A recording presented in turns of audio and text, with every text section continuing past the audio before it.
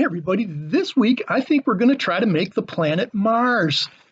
And if you're a big fan of the NASA program like I am, then join me in paying tribute to the Perseverance Rover landing on Mars. My tribute? I think we're going to make Mars out of wood. In fact, this beautiful piece of African padauk has a natural reddish orange wood grain to it without using any kind of stain. And I have this one piece that if I cut into thirds, should stack up to produce a pretty nice block that I can turn on the lathe. And I really love the color and the wood grain in this padauk.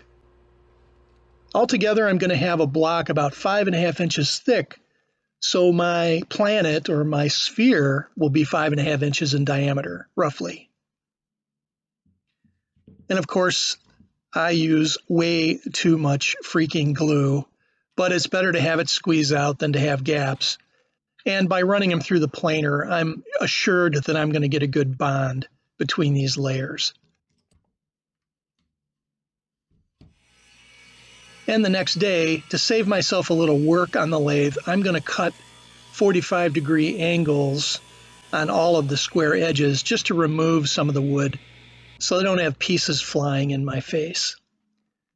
I'm also going to talk a little bit about this Rikon mini lathe. It's a 70-105, and I'm not a sponsored woodworker by Rikon at all, but it's a relatively low-cost, entry-level hobby lathe that I really like using. I've done a lot of projects out on my YouTube channel using this lathe, and I'll put a link in the description so that you can find this if you'd like to give woodworking on a lathe a try. And so to avoid putting screws down into the actual block of padauk, I'm going to add this sacrificial chunk of pine to the end, hot glued in place so that my faceplate can screw into the pine rather than the padauk. And it also gives me a little bit more room to work the lathe tools on the left side edge.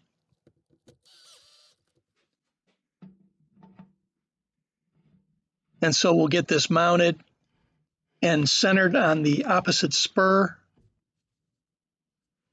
And then we're going to have to take our time, because when you first start out on a block, there's a lot of edges that you're trying to turn into a round cylinder. So the chunkier pieces come off first.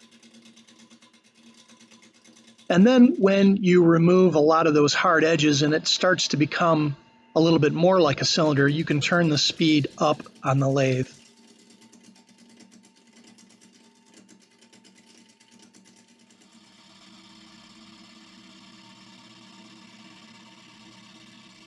And just working slowly up and down the length of this blank, we'll get it turned into a cylinder. And now we'll check the actual diameter, because it needs to be marked on the left and right edges of this blank to show me where essentially that 5.5 inch diameter winds up on the block.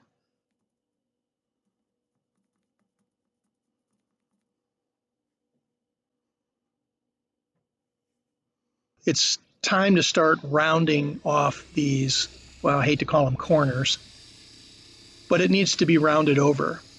And initially, it's going to start to look like an egg, but that's okay. There's quite a bit of work to try to get it into the shape of a sphere.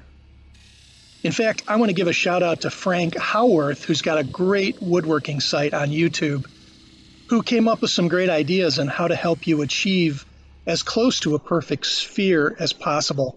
In fact, he's got a Death Star out there that he turned from bamboo, and that's a fantastic project. Check that out. And so one of the things I'm going to use to help me get this round is to cut out a little template out of plywood so that I can check my turning and see if I'm starting to follow that radius into a sphere shape. And so like I said, it looks like an egg right now, but more material has to be taken off of the left and the right side. And I'll use my little plywood gauge to check how I'm doing and try to get me close. And so while I'm going to be using a variety of chisels on this project, I also really like this set of 3 chisels that I got from Rikon with carbide tips. And compared to the other chisels, although they hold up pretty well, that are made out of high-speed steel, the carbide tips on this Rikon set never seem to get dull. I'll put a link in the description for a set of these tools as well. You don't need them when you're starting out, but I think as you start to build up projects on the lathe, you'll appreciate the longevity of those carbide chisel tips. So now, although it needs some more work to get it into a sphere, I didn't want to cut it any further without taking off the two mounting points and turning the block 180 degrees so that I could actually start to round it off on those long sections.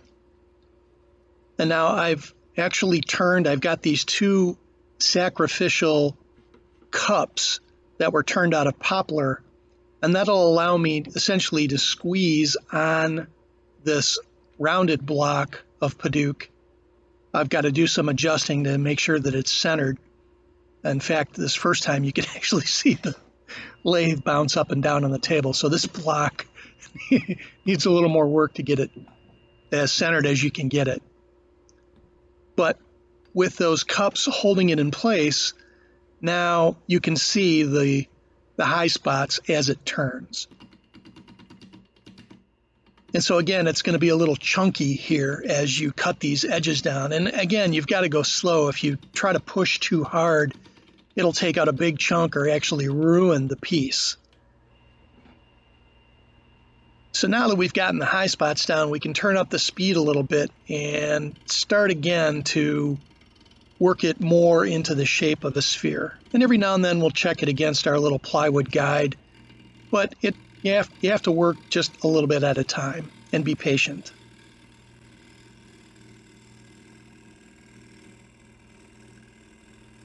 And now you can see that it is taking the shape of a sphere. And it's time for a little rough sanding. Now I started off with 150 grit here. I moved it up to 220 while it was still on the lathe. In fact, you can see that dark spot that needed to be sanded there. Again, turning the sphere in the lathe a couple different degrees left and right so that you were making sure you were sanding the entire sphere. And I have to tell you, I should have taken pictures of the shop floor, the walls, the bench, the tools. Everything was covered in this red dust.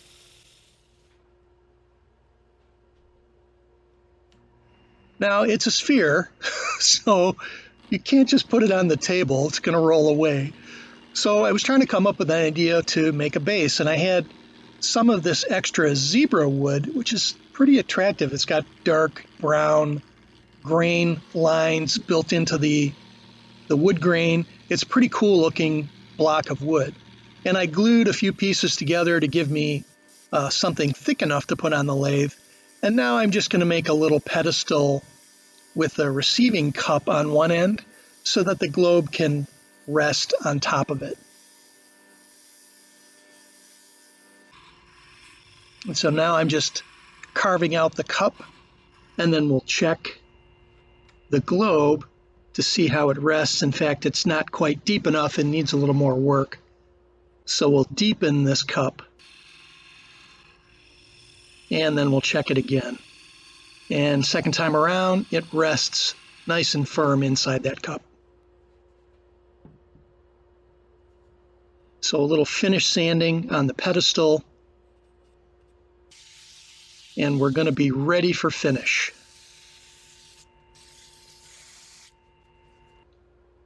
Now the last thing I did was to pull out some 320 grit paper and just do some hand sanding. There were a couple of leftover marks from the lathe that just need to be sanded down.